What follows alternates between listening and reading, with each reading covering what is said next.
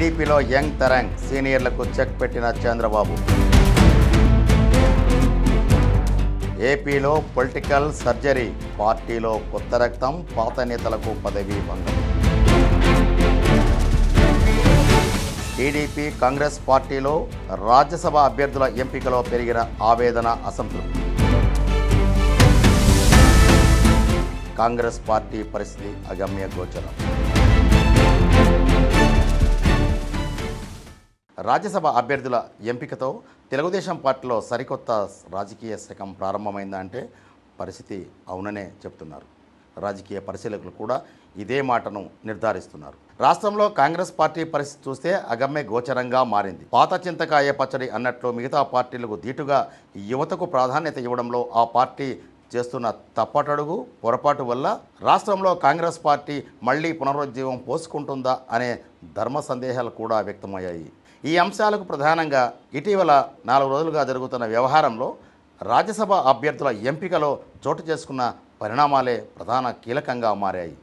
ఇంతకీ రాజ్యసభ స్థానాల భర్తీలో అభ్యర్థులను ఎంపిక చేయడంలో తెలుగుదేశం పార్టీ ఒక తీరుగా, దీనికి భిన్నంగా యువతరానికి కాకుండా పాతతరం నేతలకే కాంగ్రెస్ పార్టీ అవకాశం కల్పించడం వల్ల చోటు చేసుకున్న రాజకీయ పరిణామాలు ఏంటి, ఏపీలో రగులుతున్న రాజకీయం ఏంటి, ఇది నేటి పొలిటికల్ మిర్చిలో తెలుసుకునే ప్రయత్నం చేద్దాం. ఒకప్పుడు సీనియారిటీకి, అనుభవానికి పెద్దపీట వేసిన ముఖ్యమంత్రి నారా చంద్రబాబు ఇప్పుడు పూర్తి స్థాయిలో యంగ్ అండ్ డైనమిక్ వ్యూహంతో ప్రత్యర్థుల మైండ్ సెట్ను డిస్టర్బ్ చేస్తున్నారా అంటే అదే వ్యూహంతో అభ్యర్థులను ఎంపికలో జాగ్రత్తలు తీసుకున్నట్లు కూడా రాజకీయ పరిశీలకులు భావించడమే కాదు, ఎంపికైన అభ్యర్థుల తీరును కూడా పరిస్థితి మనకు అర్థమవుతుంది. రాజ్యసభకు నామినేట్ అయిన అభ్యర్థుల్లో తెలుగుదేశం పార్టీ నుంచి భాష్యం విద్యా సంస్థల అధిపతి రామకృష్ణ, సానా సతీష్, చింతకాయల విజయ్ వంటి యువనేతలకు రాజ్యసభ టికెట్ కేటాయించడం కేవలం ఎంపిక మాత్రమే కాదు, ఇది ఒక పొలిటికల్ సర్జరీ చేసినట్లే అనేది రాజకీయ పరిశీలకులు అంచనా వేస్తున్నారు. యువతకు రాజ్యాధికారం, సీనియర్లకు పరిమిత బాధ్యతలు, ఇది ప్రస్తుతం తెలుగుదేశం పార్టీ అధినేత అనుసరిస్తున్న వ్యూహం. అంటే 2024 ఎన్నికల సమయంలో కూడా యువతకు, అది కూడా మొదటిసారి ఎమ్మెల్యేలుగా పోటీ చేయడానికి అవకాశం కల్పించడం వల్ల శాసనసభలో 75 నుంచి 80 మంది యువ ఎమ్మెల్యేలే ఉన్నారు. 2024 ఎన్నికల్లో యువతకు ఎమ్మెల్యే టికెట్ ఇచ్చి గెలిపించుకున్న చంద్రబాబు అదే జోరును ఇప్పుడు రాజ్యసభ అభ్యర్థుల ఎంపికలను కొనసాగిస్తున్నారు. నారా లోకేష్ టీం ఎలాగైతే ఆధునిక రాజకీయాల్లో దూకుడు ప్రదర్శిస్తుందో ఇప్పుడు అభ్యర్థుల ఎంపిక కూడా అదే ఛాయల్లో ఉన్నట్లుగా పరిస్థితి కనిపిస్తోంది. మరి ఈ పరిస్థితుల్లో తెలుగుదేశం పార్టీలోని సీనియర్లుగా ఉన్న వారి పరిస్థితి ఏమిటనేది చర్చకు దారితీసింది. దశాబ్దాలుగా పదవుల కోసం పాకులాడిన సీనియర్లకు ముఖ్యమంత్రి చంద్రబాబు స్పష్టమైన సంకేతం ఇచ్చారా అంటే అవుననే సమాధానం వస్తుంది. ప్రజల్లో ఉన్న నాయకులు ఆఫీసుల్లో కూర్చోకుండా, సీనియారిటీకి ప్రాధాన్యత ఇవ్వకుండా, లక్ష్యానికి తగినట్లుగా పనిచేయకపోవడం వల్లే సీనియర్లను పక్కన ఉంచారా అంటే అంతేకాదు, భవిష్యత్ తరానికి బాటలు వేయడానికి మంత్రి నారా లోకేష్కు వెన్నుదన్నుగా నిలిచే యువతకు మాత్రమే ప్రాధాన్యత ఇస్తున్నామనే సంకేతాన్ని చెప్పకనే చెప్పారని చంద్రబాబు నాయుడు తీసుకున్న నిర్ణయాలను రాజకీయ పరిశీలకులు భావిస్తున్నారు.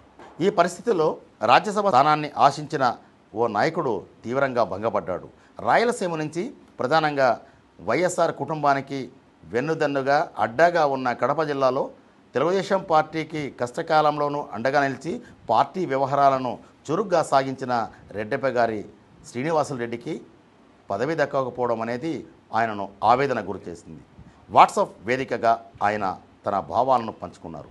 ఏమన్నారంటే, 13 సంవత్సరాలుగా తెలుగుదేశం పార్టీకి అనేక సేవలు అందించిన తనకు రాజ్యసభ స్థానం కల్పిస్తామని హామీ ఇచ్చి ఆ మాట నెరవేర్చకపోవడం తన జీవితంలో ఒక మరిచిపోలేని చేదు జ్ఞాపకంగా మిగిలిందని ఆయన వ్యాఖ్యానించారు. అంటే 2025 సంవత్సరంలో తిరుపతి తర్వాత తెలుగుదేశం పార్టీ మహానాడును కడపలో నిర్వహించడానికి పొలిట్ బ్యూరో సభ్యుడిగా ఉన్న రెడ్డెప్ప గారి శ్రీనివాసులరెడ్డి, కడప ఎమ్మెల్యే ఆయన భార్య మాధవిరెడ్డితో పాటు జిల్లాలోని తెలుగుదేశం పార్టీ నాయకుల సహకారంతో మహానాడును దిగ్విజయం చేయడంలో కీలకంగా వ్యవహరించారు. ఇదే సందర్భంలో తెలుగుదేశం పార్టీ మహానాడు ముగింపు వేడుకల్లో జరిగిన బహిరంగ సభ వేదికపైనే ఆనంద పారవశ్యానికి లోనైన శ్రీనివాసులరెడ్డి ఉద్వేగాన్ని భరించలేక బొటబొట కన్నీరు కార్చాడు.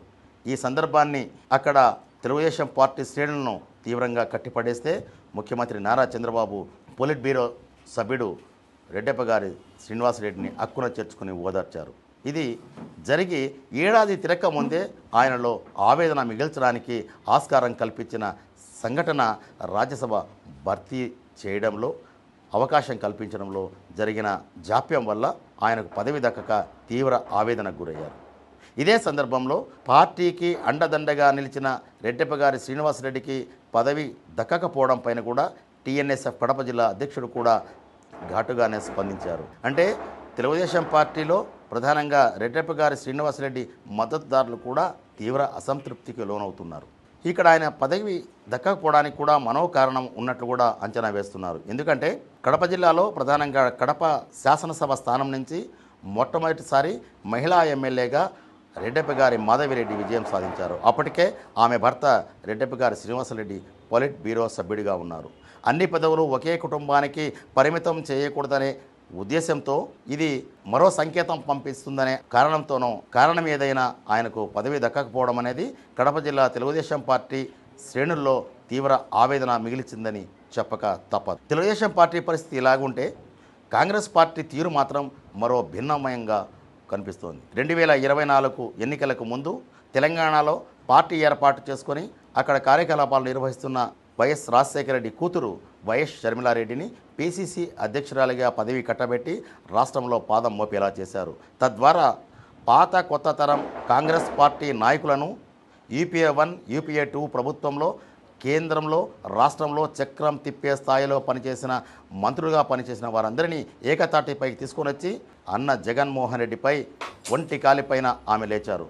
తీవ్ర స్థాయిలో ఆరోపణలు చేయడం ద్వారా కాంగ్రెస్ పార్టీకి మళ్లీ జవజ్జీవాలు పోయగలదని భావన కల్పించడంతో పాటు రాజకీయ పరిశీలకులు కూడా కాంగ్రెస్ పార్టీకి మళ్లీ ఏపీలో జీవం పోస్తున్నారని భావించారు. ఇదే సందర్భంలో కర్ణాటక నుంచి రాజ్యసభకు పంపించడానికి వైఎస్ షర్మిలకు అవకాశం కల్పిస్తామని ఏఐసిసి అగ్రనేతలు ప్రకటించారు. కానీ కర్ణాటక నుంచి ఏఐసిసి అధ్యక్షుడిగా ఉన్న మల్లికార్జున్ ఖర్గేకు మళ్లీ అవకాశం కల్పించడం ద్వారా ఆయన రాజ్యసభకు పంపించారు. అంటే కాంగ్రెస్ పార్టీ సుమారు 130 సంవత్సరాల చరిత్ర కలిగినప్పటికీ మారుతున్న కాలానికి అనుగుణంగా ప్రత్యర్థి రాజకీయ పార్టీలు వేస్తున్న ఎత్తుగడలకు అనుకూలంగా దాన్ని ధీటుగా ఎదుర్కొనే రీతిలో వారి తరహాలోనే యువత కాకుండా వృద్ధతరం నాయకులకే అవకాశాలు కల్పించడం అనేది ఏపీ కాంగ్రెస్లో కాంగ్రెస్ పార్టీకి ఎలాంటి జీవజీవాలు పోస్తాయనేది ఇక్కడ చర్చకు ఆస్కారం కల్పించింది. ఇదిలా ఉంటే గత కొన్ని నెలల నుంచి పిసిసి అధ్యక్షురాలుగా ఉన్న వైఎస్ షర్మిల విజయవాడ పార్టీ కార్యాలయం నుంచి ప్రకటనలు జారీ చేయడానికే పరిమితం కావడం,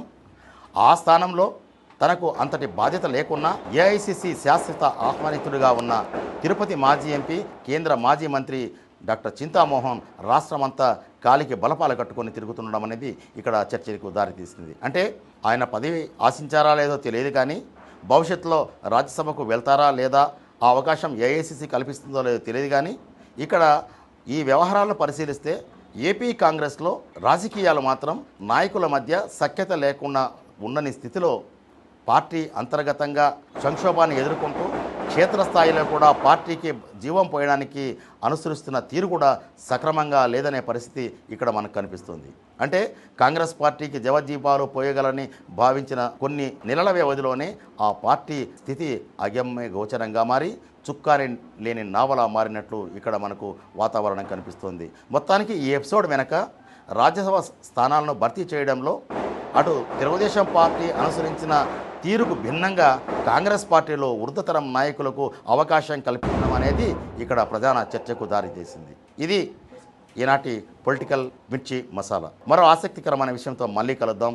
అంతవరకు keep watching the Federal Andhra Pradesh. Video journalist Dinesh గునకలతో SSV Bhaskar Rao, Federal correspondent, Tirupati.